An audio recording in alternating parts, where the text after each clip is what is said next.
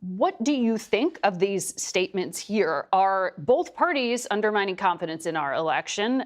What do election officials that you speak to feel and think right now? Yeah, it's very hard to predict where this is going, but we can look at what's happened already.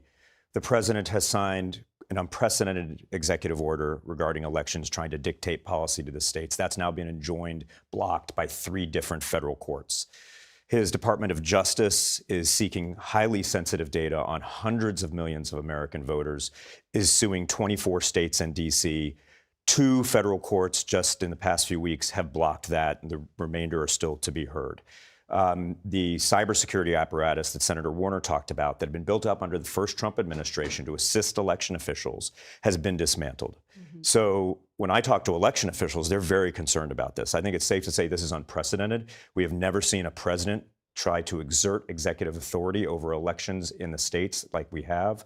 And of course, this is contrary to the Constitution, which specifically grants states the authority to run elections under Article 1, Section 4, the Elections Clause. Congress can also act, and if Congress does, of course, those laws will be followed. But both parties have tried to pass sweeping bills in the last 5 or 6 years and have failed.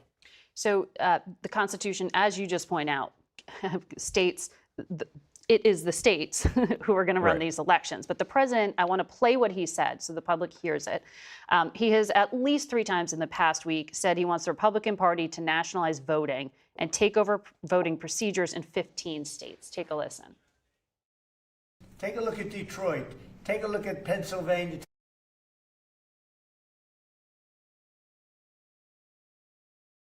Horrible corruption on elections, and the federal government should not allow that. The federal government should get involved. These are agents of the federal government to count the votes. If they can't count the votes legally and honestly, then somebody else should take over.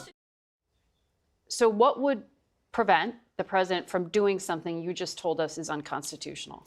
Well, the president might try to act, and that's why it's so hard to predict exactly what's going to happen. But the courts have been very firm on holding the limits of executive power under the Constitution. There was just a court decision a couple of days ago from the state of Oregon, a district court there, that denied DOJ access to this highly sensitive voter data that they were seeking from Oregon, and specifically said, again, that the Constitution is clear. The founders carved out elections specially to say the federal government can only act if Congress acts.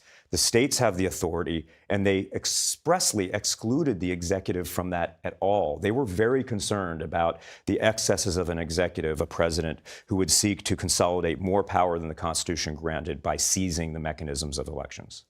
So 2 other things I want to run through with you.